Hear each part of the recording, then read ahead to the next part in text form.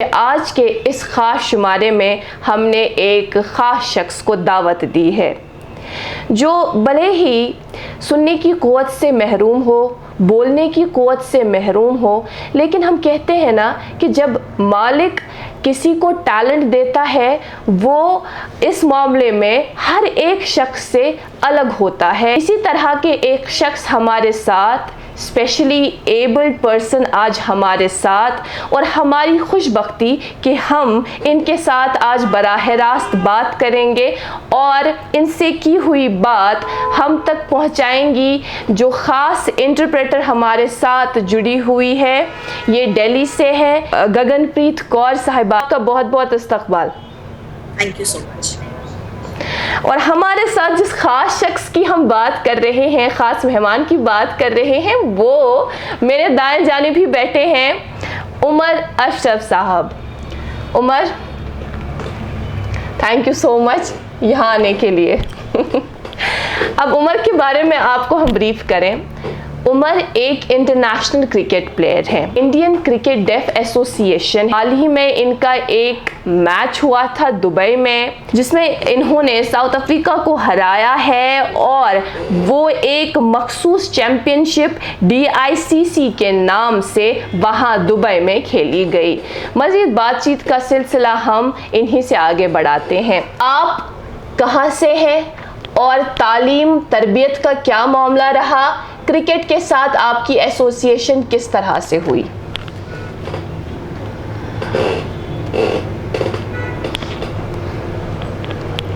मेरा नाम उमर अशरफ है। मैं बारामूला से हूँ, जम्मू कश्मीर, और श्रीनगर में मैं कॉलेज में मैं पढ़ता हूँ। तो यहाँ पर आके मैं रह रहा हूँ। 2000 में मैं यहाँ पर आके रहना मैंने स्टार्ट किया था। मॉडर्न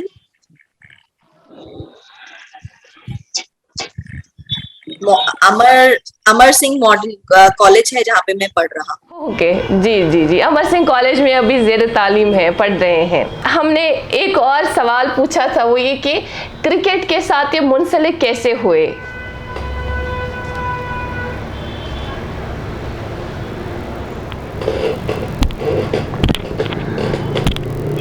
स्कूल में जब मैंने ज्वाइन किया तो वहां पर 2 टीम्स होती थी, एक ना बोलने सुनने वाले लोगों की और एक बोलने सुनने वाले लोगों की। और जो बोलने सुनने वाले लोग जो थे उनके मैचेस होते थे, वैसे ही हमारे जिस तरीके से स्पेशली एबल डेफ लोग हैं उनके भी मैचेस होते थे, उनको भी बच्चे होते थे।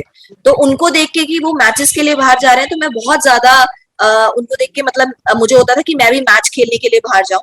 और धीरे धीरे जब मेरा इन्वॉल्वमेंट के साथ स्टार्ट हुआ तो 2008 में प्रॉपर तरीके से मैं जो है 2008 में प्रॉपर तरीके से मैंने जो है मैच खेलने स्टार्ट किए।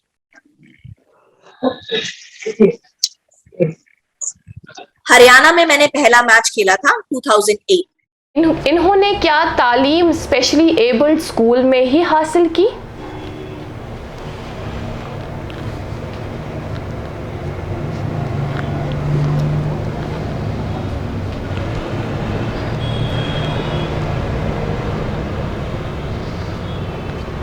तो ये बताना चाहते हैं कि स्पेशली एबल स्कूल में ये वहाँ पे इनकी पढ़ाई हुई है। वहाँ पे टीचर्स होती थी जिनको साइन लैंग्वेज जो है नहीं आती थी, वो स्पीच के थ्रू जो है हमें पढ़ाते थे। बट फिर धीरे धीरे जो मैच की प्रैक्टिस थी वो हम नॉर्मल लोगों को देखकर सीखते थे। जो लोग बोल सुन सकते हैं उनको देखकर जो है सीखते थे और उसी तरीके से हम जो है अपने मैचेस में प्रैक्टिस करते थे। सही। किस सब्जेक्ट में ये ग्रेजुएशन कर रहे हैं? BA। ओके, ये BA कर रहे हैं। ये जी, बैचलर्स ऑफ आर्ट्स। जो इंडियन क्रिकेट एसोसिएशन है, डेफ क्रिकेट एसोसिएशन है, इसके साथ इनकी वाबस्तगी कब से हुई, कब से ये उनके साथ है और कितने मैच खेले?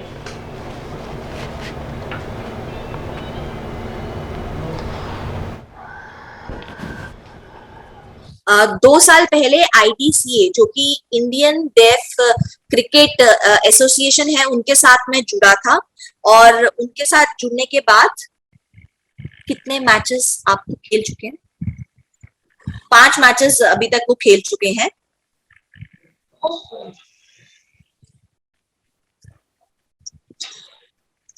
पहले 2 मैचेस जो हैं उन्होंने भोपाल में खेले हैं, और 2 मैचेस जो हैं उन्होंने दिल्ली में खेले हैं, और ये इनका 5th मैच था जो इन्होंने दुबई में खेला है। IDCA, अच्छा, जब सिलेक्शन हो रहा था तो जम्मू कश्मीर और बहुत सारी सिटीज से बच्चे आए थे जो कि स्पेशली एबल थे, और IDCA के कोचेस ने हमें सिलेक्शन के लिए वहां पे बुलाया था। और उन्होंने जब हमें देखा और मेरे मैच को देखा कि मैं बैटिंग बहुत अच्छा करता हूं, तो उन्होंने मुझे इस DICC T20 चैंपियनशिप के लिए सेलेक्ट किया और वो मुझे वहां पर लेके गए। अच्छा ठीक, बहुत अच्छी बात है।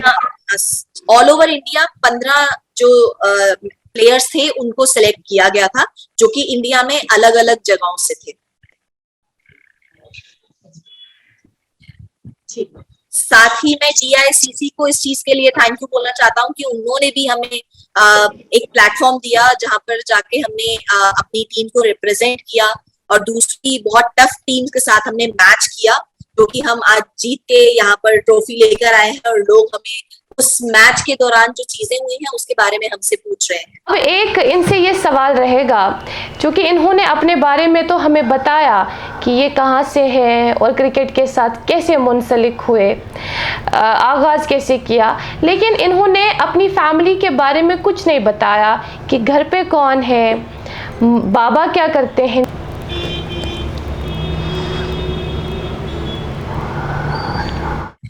इनकी फैमिली में 6 लोग हैं। इनके फादर इनके बीच नहीं रहे।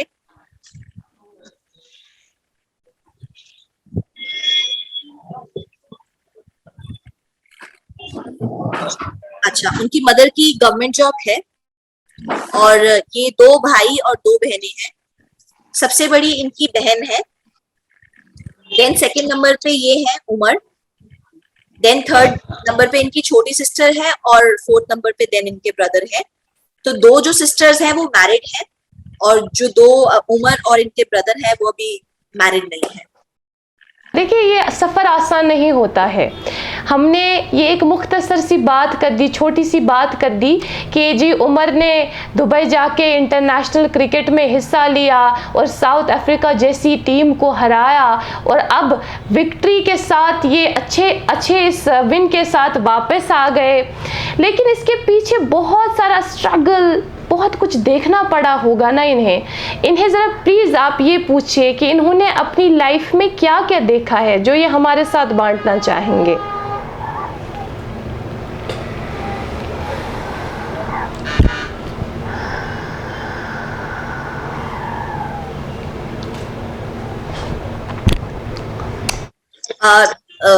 स्ट्रगल्स तो बहुत ज्यादा थे। पहले इंटरप्रेटर्स नहीं होते थे, बात करने के लिए, हमारी बात समझाने के लिए लोग नहीं होते थे।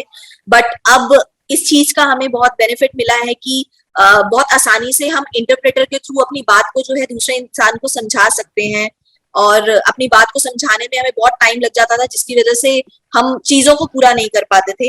अब जिस तरीके से हमें लोग जानते हैं कि हम लोग बोल सुन नहीं सकते, आप भी देख लीजिए कि आप भी एक इंटरप्रेटर का ही सहारा लेकर मेरी बात समझ पा रहे हैं।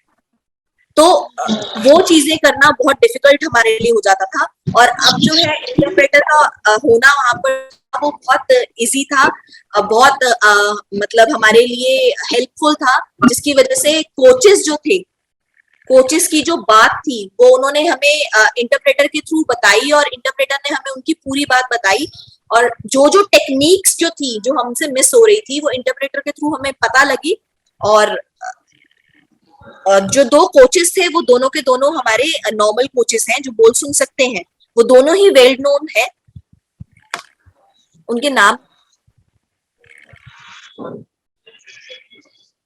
एक जो हमारे कोच हैं उनका नाम है देवदत्त, और जो हमारे दूसरे कोच हैं उनका नाम है NP सिंह, और वो हमारे हेड कोच हैं जो MP सिंह है। तो ये दो कोचेस ने हमारे साथ बहुत स्ट्रगल किया है, हमें बहुत अच्छे से समझाने की कोशिश की, बट आखिर में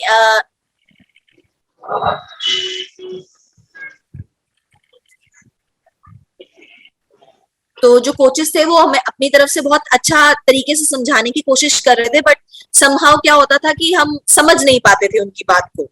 बट इस बार ये हुआ कि इंटरप्रेटर आए और उन्होंने हमें बहुत अच्छे से ये चीज समझाई, और जो जो चीजें वो हमें बताना चाह रहे थे, जैसे बॉलिंग किस तरीके से करनी है, हवा किस तरफ की है, बैटिंग किस तरीके से करनी है, रन कैसे लेने हैं, तो उनकी एक एक चीज हमें जो है प्रॉपर तरीके से मिली, और जिसकी वजह से हम बहुत मोटिवेटेड फील कर रहे थे, एक एक चीज को समझ पा रहे थे, और ट्रॉफी को आप देखिए हम यहाँ तक लेके आ पाए हैं। ग्रेट। इसके लिए आपको बहुत बहुत मुबारकबाद उमर, और हम तो यही उम्मीद करेंगे कि आगे आने वाले वक्त में भी आप इसी तरह से खेलते रहें और अपनी इस कौम का, कश्मीर का नाम रोशन करते रहें।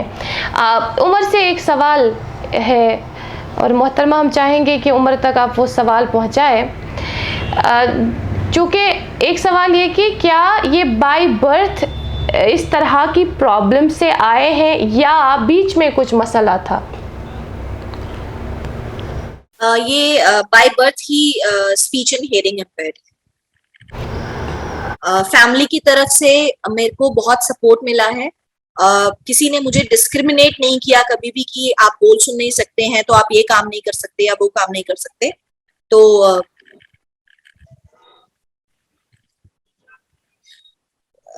डिस्क्रिमिनेशन कभी नहीं हुआ है, और फ्रेंड्स के साथ हमारा बहुत अच्छा बॉन्ड रहा है।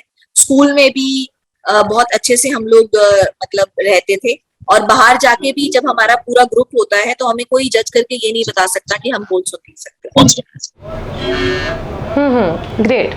ओके, मेरे ख्याल से इस सेशन का ये एक आखिरी सवाल होगा जो आप इनसे पूछेंगी, वो ये कि उमर, अब चूँकि आज ये एक मखसूस एसोसिएशन के साथ जुड़े हैं और इंटरनेशनल लेवल पे ये खेलते हैं, आगे आने वाले फ्यूचर में उमर खुद को कहाँ देखते हैं, क्या करना चाहते हैं?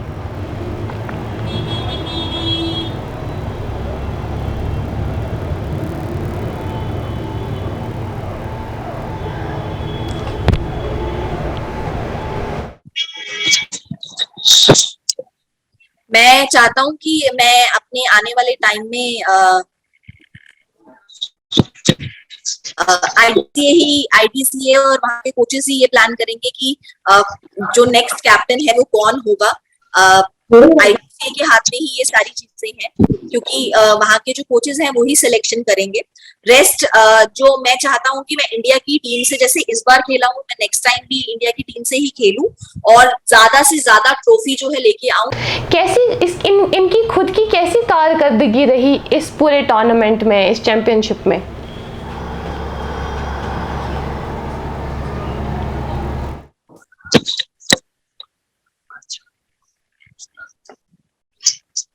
पहले मैंने मैचेस को देखा था तो हमें लग रहा था कि बहुत टफ है, मतलब हमारे लिए हमें लग रहा था कि हम नहीं कर पाएंगे।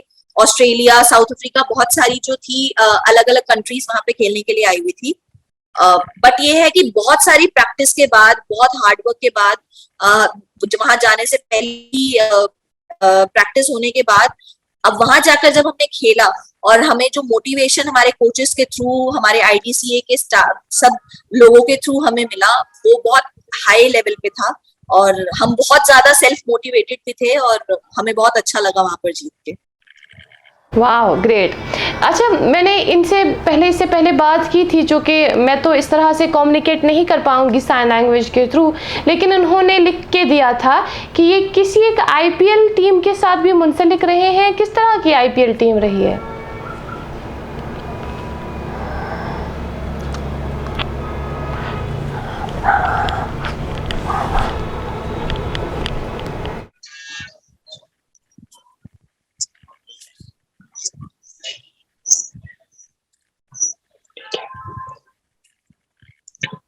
अच्छा, ये एक डेफ आईपीएल टीम थी जो जैसे स्टेट वाइज में बनाई जाती है, तो आरसीबी की तरफ से उन्होंने बोला कि मैं खेला था, तो ये भी एक टीम थी जहां पर मैंने अपना बेस्ट दिया था।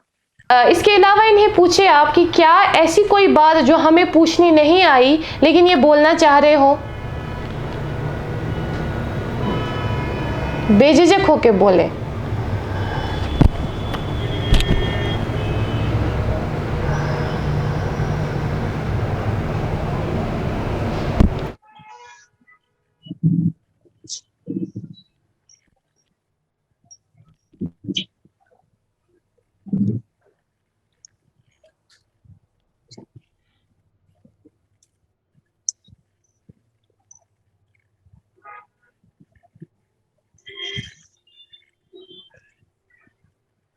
जी मैं आपको बताता हूँ कि जैसे कि मैं यहाँ पर जीत के आया हूँ और अब मैं देखना चाहता हूँ कि यहाँ पर जो इंटरप्रेटर की फैसिलिटीज है वो नहीं है। जैसे स्कूल में ले लीजिए, कोर्ट में ले लीजिए, हॉस्पिटल में ले लीजिए, कहीं पर भी इंटरप्रेटर की फैसिलिटी नहीं है। बट यहाँ पर भी बहुत सारे ऐसे डेफ लोग रहते हैं जिनको मुश्किलें आती हैं उनकी बातचीत में, उनकी रोजमर्रा की चीजों में। तो मैं चाहता हूँ कि यहाँ पर इंटरप्रेटर का होना बहुत जरूरी है। ये रिक्वेस्ट मैं जो है अपने यहाँ की गवर्नमेंट से करूंगा। स्कूल में इंटरप्रेटर्स और टीचर्स जो कि साइन लैंग्वेज जानते हो उनका होना बहुत जरूरी है।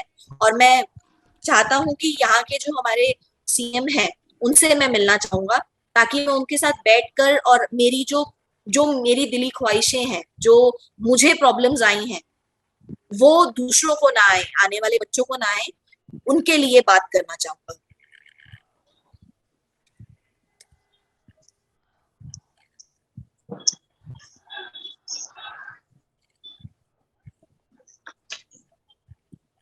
यहाँ के जो गवर्नमेंट ऑफिशियल हैं उनसे भी वो मिलना चाहते हैं, तो वो नाम आपको जो है मेंशन कर देंगे। और जैसे कि वो कह रहे हैं कि मैं इंडिया के लिए खेल कर आया हूँ और एज मैं जम्मू कश्मीर की तरफ से गया था, तो अब हर स्टेट में हर एक स्पेशली एबल जो प्लेयर था उनको बहुत अच्छे तरीके से फैसिलिटेट किया जा रहा है। इसी तरीके से मैं भी चाहता हूँ कि जम्मू कश्मीर के अंदर भी मुझे सीएम के साथ, यहाँ के जो हैं गवर्नमेंट ऑफिशियल्स, उनके साथ मिलना है और अपनी जो प्रॉब्लम्स पहले मैंने फेस करी हैं, मैं चाहता हूँ कि दूसरे जो डेफ बच्चे हैं वो फेस ना करें, उनको आने वाले टाइम में कोई प्रॉब्लम्स ना हो, तो उससे रिलेटेड मैं उनके साथ जो है बातचीत करना चाहता हूँ। बहुत बहुत शुक्रिया, thank you so much Gaganpreet साहिबा। अगर आप आज के सेशन में नहीं होती तो मेरे ख्याल से हम इनसे बात ही नहीं कर पाते। Thank you so much Delhi से हमसे जुड़ने के लिए। Thank you so much Gaganpreet ji, thank you Umar, thank you. Okay, how do you say thank you, कैसे बोलते हो thank you? Thank you is like this, thank you. Okay, it's like okay. Right hand down your chin, then go down your head towards like thank you, and this is welcome, and this is welcome. आपका बहुत बहुत शुक्रिया Gaganpreet ji, thank you. और नाज़रीन मोहतरम, जिस तरह से उमर ने एक बहुत बड़ी बात कर दी वो ये थी कि इन्होंने बचपन से जो अभी तक फेस किया है, या ऐसे बच्चे जो आज भी वही सब फेस कर रहे हैं जो इन्होंने अपने बचपन में फेस किया था, ये चाहते हैं कि हुकूमती सतह पर एडमिनिस्ट्रेशन इस तरह के इक़दाम उठाए, हमारे स्कूल्स में ऐसे इंतज़ामात करें कि ऐसे बच्चे जो स्पेशली एबल्ड हैं, जो पढ़ना लिखना चाहते हैं, किसी फील्ड में आगे बढ़ना चाहते हैं, वो ऐसी प्रॉब्लम ज़िंदगी में फेस ना करें। और ये उनसे मिलने की भी ख्वाहिश जाहिर कर रहे हैं, बिलखुसूस लेफ्टिनेंट गवर्नर साहब से। अभी के लिए इतना ही। मज़ीद मालूमात के लिए आप बने रहें कश्मीर लाइव के साथ। कैमरा पर्सन रुफाई के साथ मैं इकरा खून, कश्मीर लाइव के लिए।